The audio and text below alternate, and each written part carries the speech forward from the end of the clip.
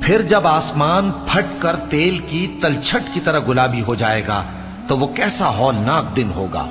تو تم اپنے پروردگار کی کون کون سی نعمت کو جھٹلاؤ گے؟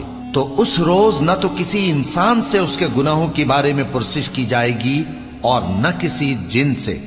تو تم اپنے پروردگار کی کون کون سی نعمت کو جھٹلاؤ گے؟ گناہگار اپنے چہرے ہی سے پہچان لیے جائیں گے تو پیشانی کے بالوں اور پاؤں سے پکڑ لیے جائیں گے۔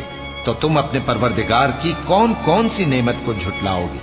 یہی وہ جہنم ہے جسے گناہگار لوگ جھٹلاتے تھے، وہ دوزخ اور کھولتے ہوئے گرم پانی کے درمیان گھومتے پھریں گے۔ تو تم اپنے پروردگار کی کون کون سی نعمت کو جھٹلاؤ گے؟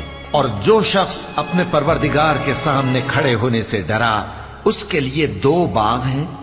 تو تم اپنے پروردگار کی کون کون سی نعمت کو جھٹلاؤ گے؟ ان دونوں میں